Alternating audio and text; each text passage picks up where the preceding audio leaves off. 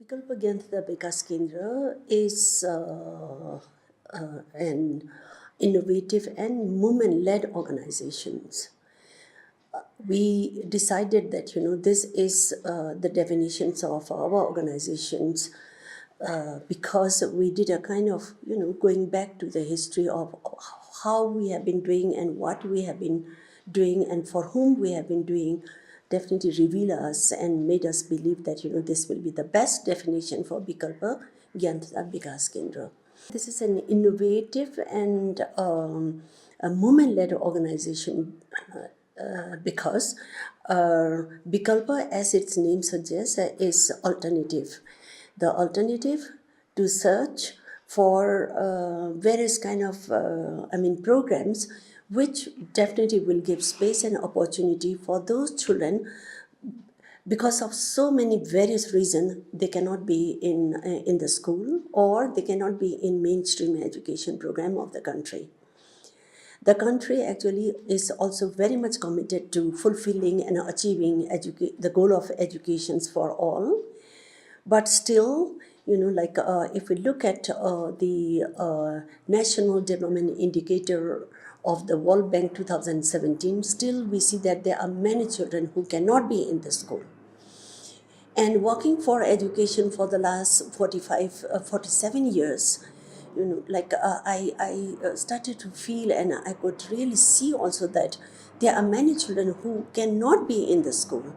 And the reason for that is because the parents are poor and they need to go and work in different areas. And the children who are 7, 8 or 9 or 10 years old children have to stay back home because they need to take care of their siblings, young ones, who could be like 1 year old to 3 years old children. And this is also one of the reasons, and this number is not that less. And the other one is the school is too far and they cannot go, and this is because of geographical reasons. And the other is because of the time. If the time is in the afternoon, there are many children who might be able to go. Or if the time is in the morning, they might be able to go. But if the time is set for from 10 to 4, because of the time factor also the children could not come. And there are many other children who cannot go to the school because of the language. Because in Nepal still, education is given in Nepali language. And of course, now the government has decided to have English as a medium of instruction even in the primary school. So, this language barrier, because Nepal is a country where we have 59 recognized indigenous and ethnic groups speaking different languages. So language become one of the barrier. And the other thing is, of course, the money also. The government definitely has made like a free primary education or basic educations program, but free in a sense of fees only. But then, the children who are earning some money, working together with the parents, this just fees is not the matter. It is the amount of money they will be earning for the family also matters a lot. So it is also one of the reasons. And like I said, because I have worked and I have been running a mainstream, very formal school. I started as a pre-primary, but now it is a high school. Working with this formal school, I realized that there are many children who cannot be in the school for various reasons, and until and unless these reasons can be really solved and make it available for the children, give them opportunity, give them space, and see that whatever is hindering them to come, if we really address them, that will enable them to come to the school. So we said, okay, if the children cannot come, we will go to the children. Yeah, and then if 10 to 4 is not a good time, then we make the we make the time which is very appropriate and convenient for the children.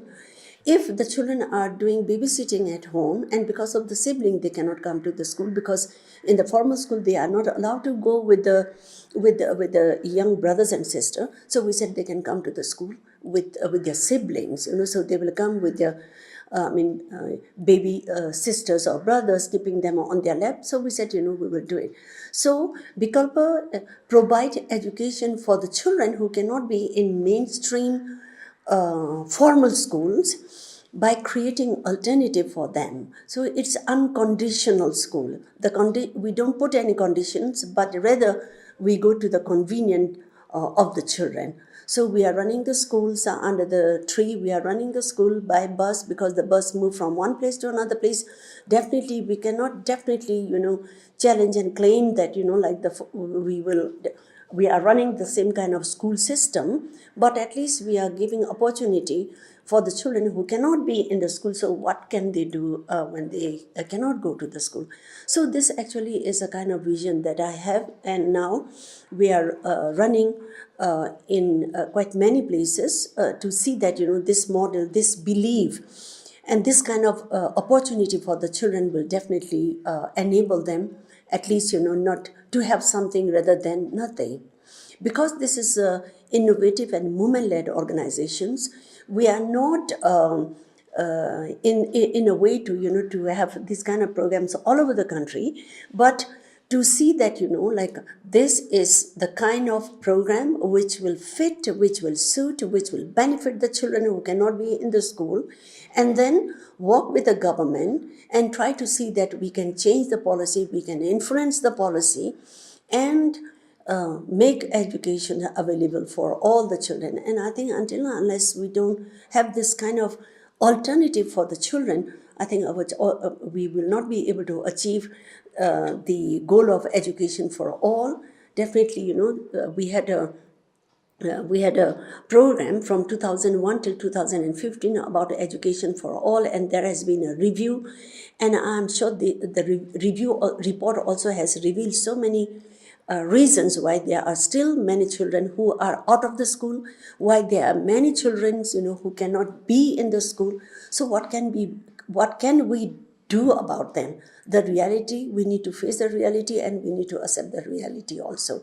I think this is the main reason why I thought I should start an alternative school, not as any other NGO, but as an organization which look for alternative, so that it will become a kind of in order to find alternative, definitely it has to be very innovative one. At the moment, our open school, our mobile school, our Aangan school, which is a doorstep kind of schools that we are running, these schools have really fully realized that this is the kind of education's program that will really benefit the children. So we are now mature enough and right enough and to say that we have this model, and we want to influence the government so that the government agency also would implement this throughout the country. And those who are committed for the children, for the education of the children, definitely they would also be able to do that. So we are very much at this moment, and I'm very happy that, working with the children, they really bless us, they really show us the way and, the styles and the methodology that will benefit the children. So this is actually has been the main reason why I have started this organization. Definitely I'm talking about one program, but there are many other programs also which I think would be good to visit the website and see, what are the other programs that we are innovating, and the organization itself is running as a movement. If the children are not in the school, so what should we do for the children? There are many other ways that we should do it, and then only we'll be able to achieve our goal of education for all.